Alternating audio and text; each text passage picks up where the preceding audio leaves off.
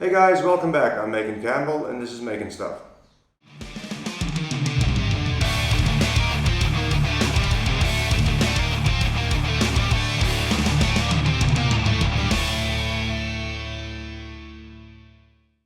So the last video came to a fairly abrupt ending because I ran out of time and I wasn't able to finish all the things that I was planning to do last week. So this week I'm going to try and wrap up part 7 of this workshop upgrade series, where I try and make as many upgrades as I can while spending as little money as I possibly can.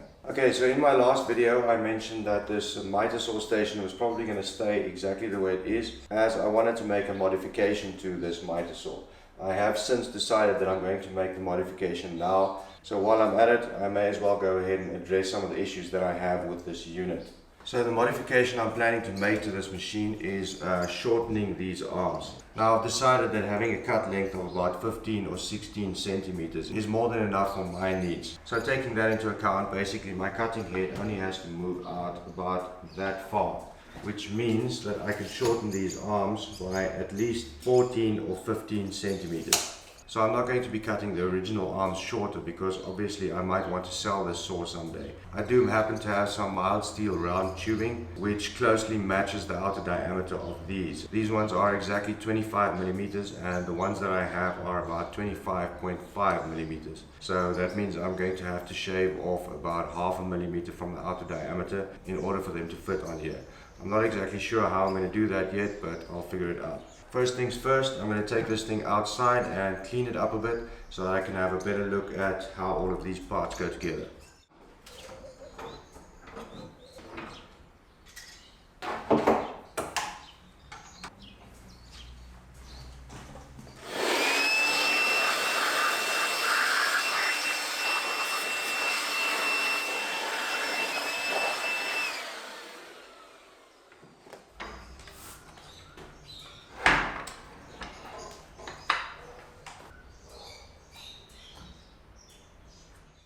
Okay, I've run into a problem. It seems that on both sides where this pipe is inserted, it's being held in place with roll pins. I was hoping these were going to be just grub screws or bolts going through here that I could take out with an Allen key, but this definitely complicates things. Mainly because I only have access to the one side of the roll pin. The other side is sealed, so I can't just knock it straight through. Now I know these roll pins are usually hardened steel. My first thought was to tap some threads in here so that I could pull them out with a bolt, but all the taps that I have are only suitable for mild steel. I'm not exactly sure what I'm going to do just yet, but if I can't get these out, I have a problem. Okay, so I managed to get one of them out. It was quite a struggle. I started out with a screw that fits in there fairly tightly and I pried it bit by bit until I got it far enough to where I could grab it with the vice grips and knock it out. I'm going to go ahead and try and get the other one out now, then I can remove this whole cutting unit from the base and then I should have better access to the other roll pins on the bottom here.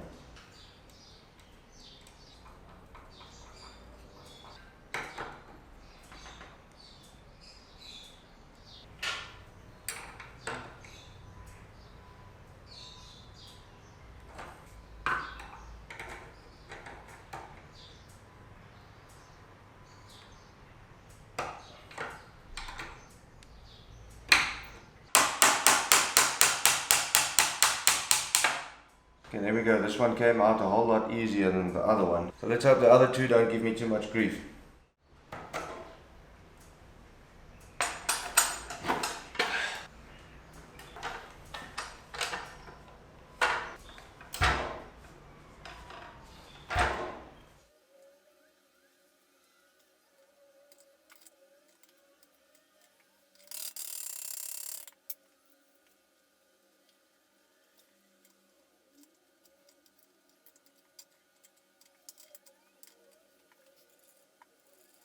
I'm very lucky that these came out as easy as what they did. Now let's go ahead and make some new ones.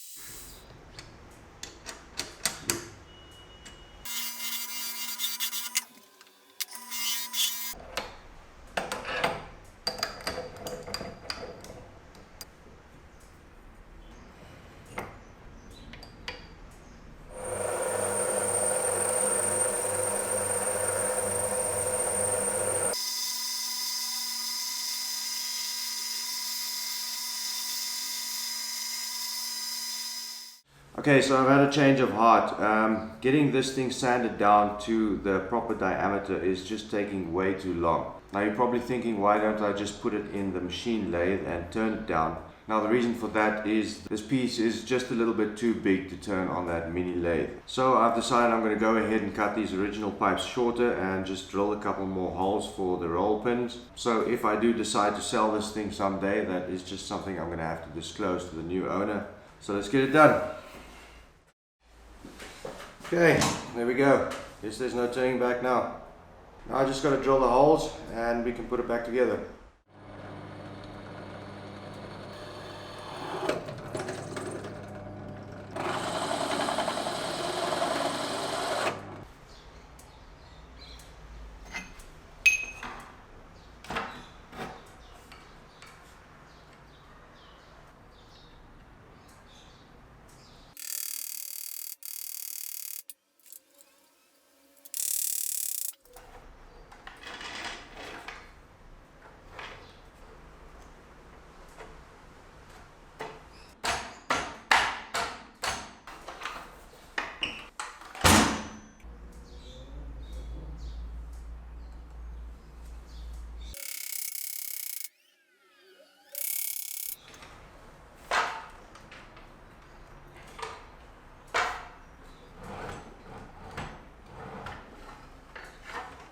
Okay, I really like how this is looking. I don't have to mount my saw all the way on the front edge of this shelf, and I've got more than enough space at the back here.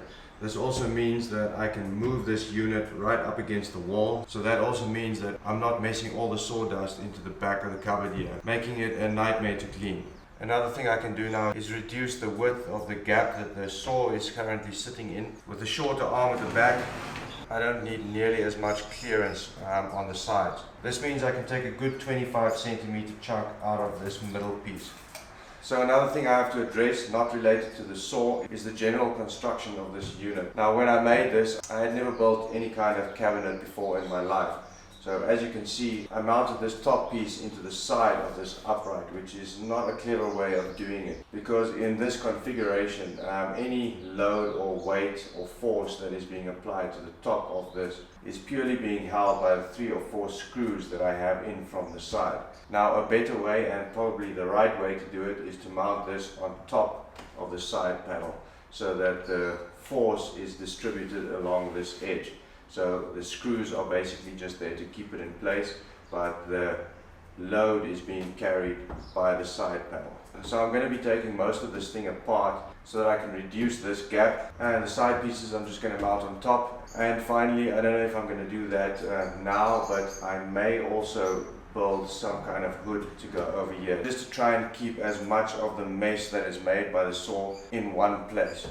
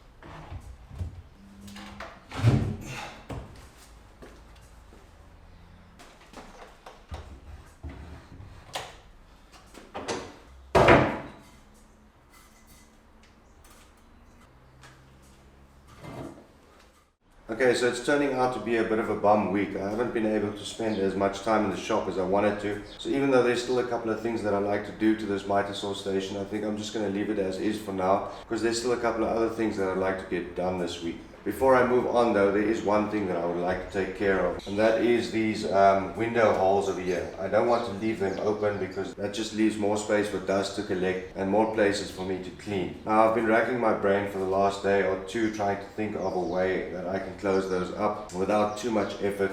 And this morning I came up with a solution. I happened to be at a craft store this morning looking for fabric paint for my kids, and I came across these. These are just foam boards. They're about 30 centimeters by 30 centimeters, and as luck would have it, they fit perfectly in those holes. So I'm going to stick them in there. I might seal them off with a bit of tape, and we can move on.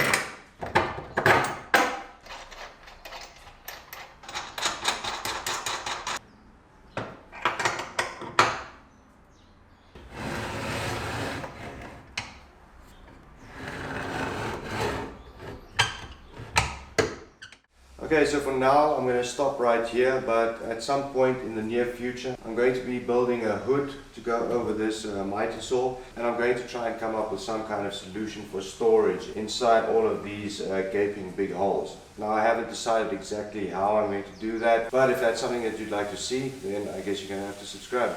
Okay, so the last thing I want to do for this video is modify these cubbies. I'm not going to go into too much detail on what I'm going to do here because I did explain that in my last video. But basically I'm just cutting all of these units straight down the middle so that I basically have twice as many of these but just in half the depth.